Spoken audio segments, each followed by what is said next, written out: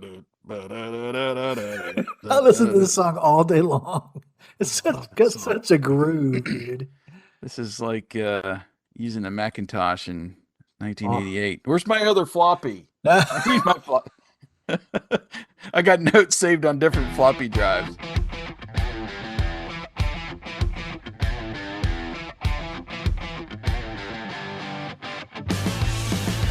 Welcome to the Greatest Lists podcast, a show about music and lists. This season, your hosts Jason and Eric are counting down the top 25 guitar solos of the 80s and the top 25 guitar solos of the 90s. Think your favorite made the list? Tune in and find out. Take it away, boys. Welcome back to Season 2 of Greatest Lists, a music and talk podcast featuring lists of the greatest songs of all time. I am your host, Jason, for this episode. Joining me, as always, my co-host, Eric. How are you, Eric? Aloha, how are you? Starts right in with it. This man just went on a Hawaiian honeymoon, Vacation. right? Yeah. Yeah. Did not get a chance to go on a honeymoon. So did you listen to any Hawaiian music while you were there? We have a complete Hawaii playlist now of like 25 songs that we Shazammed while we were there and built a playlist off of. We've played it every day we've been home. So, Are 15 of them like Don Ho? oddly enough, he's not on there. So, Oh, wow. I guess you Yeah. haven't got the true Hawaiian experience then. no, I guess we Anyway, enough about the Hawaiian music. We are here continuing our Season 2 lists of our favorite guitar solos of all time. Well, mainly just the 80s and 90s, but we are knee-deep in the 90s now. knee deep. Just a quick reminder to check us out on Spotify Premium because we play the featured song and bonus songs in their entirety while you listen to the podcast. But, Yep. of course, you don't need Spotify to listen, and we'll tell you an easy way to connect with the music at the end of the show, of course. But we are up to number 21 in our countdown, the top 25 guitar solos of the 90s, a song that just made the qualifications, released in August of 1990. Barely made it in. Yes, barely made it in. Coming in at number 21 is the song Type by Living Colour. Behind the music.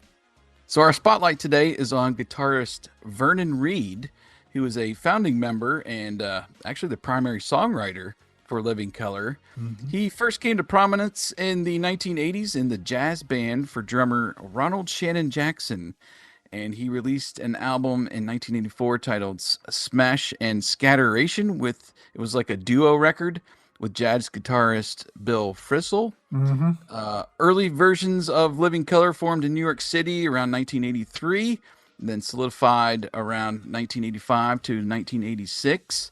Reid has also released solo projects. His first album was titled Mistaken Identity, released in 1996. He's actually still playing with Living Colour, and the band just announced this past December they were working on their 7th studio album. So he has been an award winner, Grammy Award winner 2 times as a member of Living Colour. Won the first 2 Best Hard Rock Performance Grammys when they added the category in 1989. Of course, you can probably guess the first one, which was Cult of Personality. And then they won for the song Time's Up, which is the title track from their 1990 album.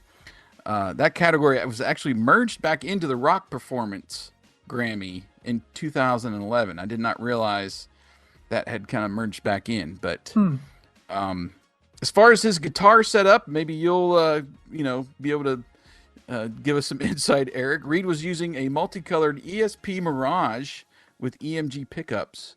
I used to love that guitar. God, that's Living such a Colour. good-looking guitar. I love It's it. so great. Yeah, it is so great if you Yeah. watch the music videos. The song Type was the first single from their second album, Time's Up, reached number 5 on the Billboard mainstream rock chart and number 3 on the alternative chart. And the song was written by Reid, and a music video was produced for MTV, which we'll get into here in a little bit. But that is kind of the background on Vernon Reid and Living Colour and how they came to this point here in 1990. Let's get personal. So we have talked about this, Eric, but I feel like Living Colour might be the most underrated band in rock history. We were messaging back and forth at one point, and you were typing my exact thoughts, which was, being an African-American band in the late 80s, early 90s, they had two major hurdles. First, there were not many African-American rock bands in general. Right. So you're trying to sell music to a predominantly white audience. And then second, that era, of course, is pretty much an eruption of rap, hip hop, dance, and which was dominated primarily by black artists performing at the time. So, as I mentioned in season 1, I learned kind of in the late 80s that music is for everyone, but there was, many stereotypes back then. Yeah. And so I guess the point is they were accepted by the industry and their peers, but not necessarily among fans or having a large following at the time. So I don't know, it's just a kind of an odd time to insert a black hard rock band. And it was also, I mean, I don't want to say exacerbated, but it was weird to a lot of people that the Rolling Stones took them out on tour. So Right. You had this African American rock band, which, I mean, they're just as talented as the Rolling Stones. They were opening up for the Rolling Stones, so it was a dichotomy of hard rock and the Rolling Stones. It was just kind of weird. They didn't really have a place, but they did. You know what I mean? Yeah. I was, I guess, one of the oddballs because I loved Living Colour. Cult of Personality and maybe the music video for that on MTV was what really introduced me to the band. I bought the Vivid album. I'm pretty sure it was in a Columbia House deal back then. As was everything. Yes, but I loved it. And then so I bought the Time's Up album soon after it was released in 1990, like real late 1990 there. Might have been around my birthday, might have been with birthday money there. But I didn't like it as much as Vivid, but Type was a song that I just couldn't get enough of. Oh, yeah. And from the first minute I heard it, I wanted to listen to it again. The radio didn't play it much in my area, so I ended up picking up the cassette. Yeah, I think I still have it. Been looking for it this week, trying to find the album cassette. But if you popped it in, I'm sure there'd be clicks right before and after the song Type, for me rewinding it and stopping, going back, because I just couldn't get enough of the song. It's a groove, dude. It's a straight groove. Every part of it. I collect cassette singles. Yep. And last year I did pick up Type in a lot of cassettes that I picked up from the Goodwill site. The single version shortens the solo to practically nothing.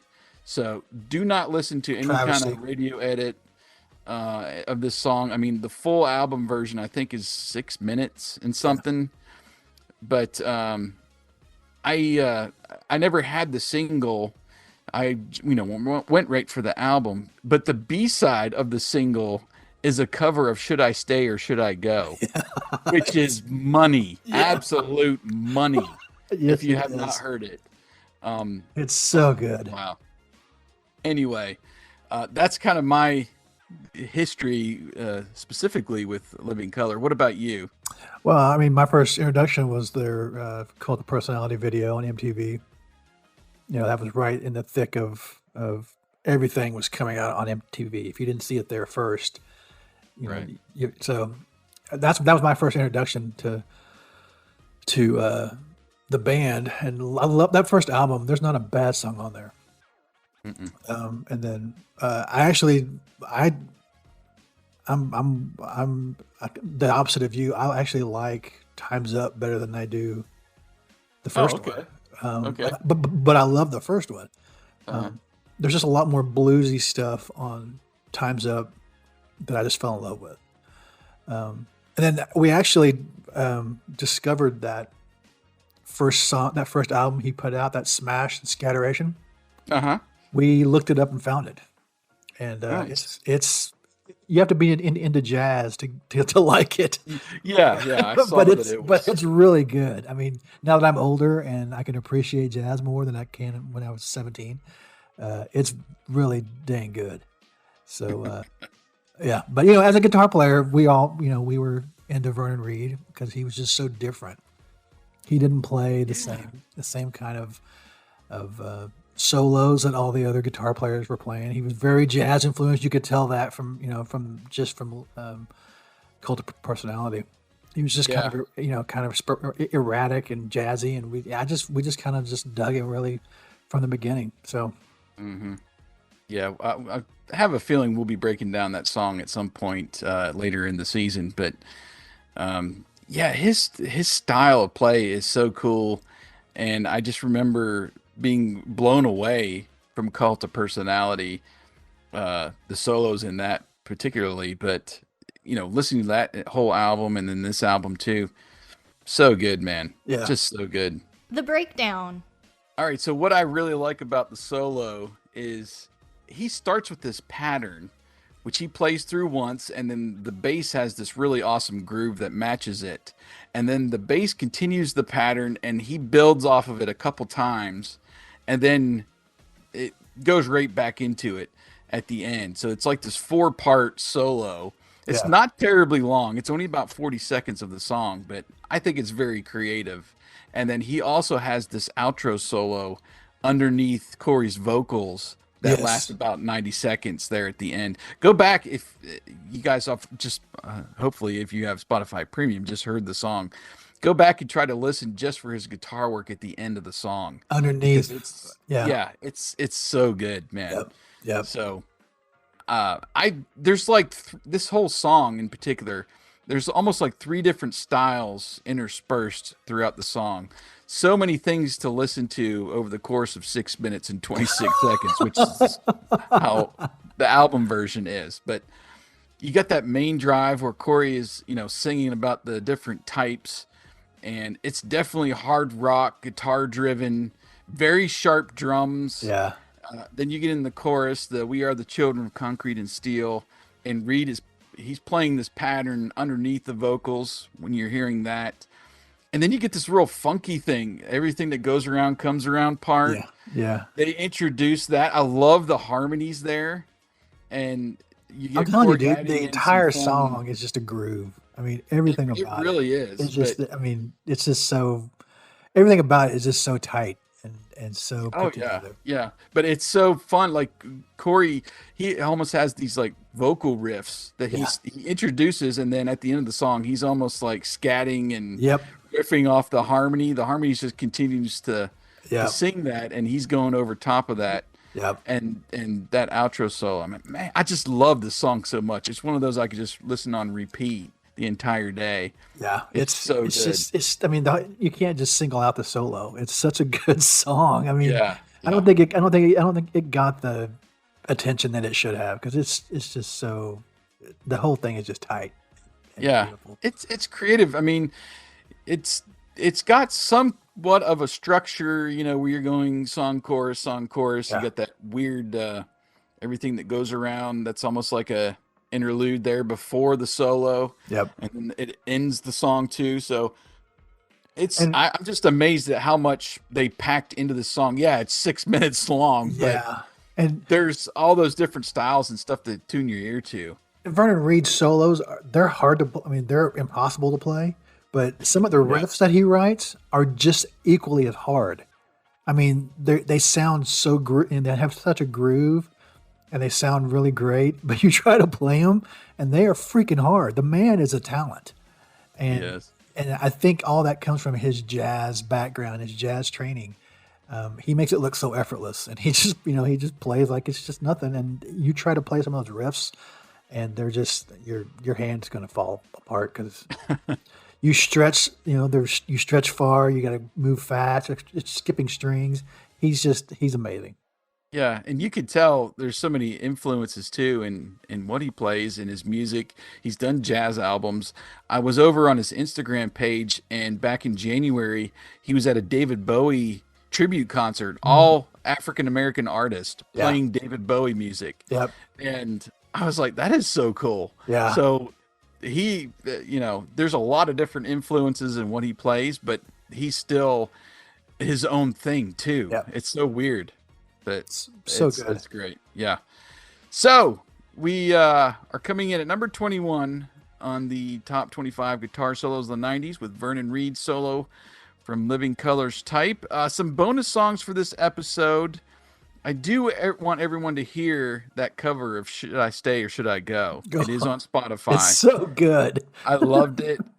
I had not heard it up until I did the research for this. Oh, really? Like I said, nice. I didn't have the single. Yeah. And that wasn't on any of the albums.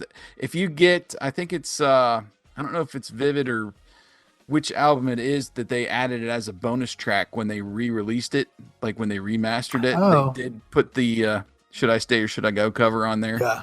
But it wasn't on any album at the time. So I also listened to the title track from this first solo album, the Mistaken Identity. It's pretty cool. We're going to go ahead and play that as well. Cool. It's definitely got like a hip-hop vibe, but there's also a mix of jazz with like some horns, and then of course his guitar work. It's a very cool instrumental, and he like drops in some audio clips with the title name and stuff. So we'll play Mistaken Identity for everybody and give you a little taste of his original music. So stay tuned to hear the bonus songs in their entirety if you're listening with Spotify Premium. Otherwise, use the provided song whip links in the show notes. That will connect you with the songs in your favorite music app. And if you like the show, please subscribe. Leave us a rating in your favorite apps. Something we don't mention very often is we are part of the Retro Network, mainly a podcast network. And if you support the Retro Network on Patreon, you will now get your list. You will now get your list. You will now get your name in our show notes and on our website, greatestlistpodcast.com.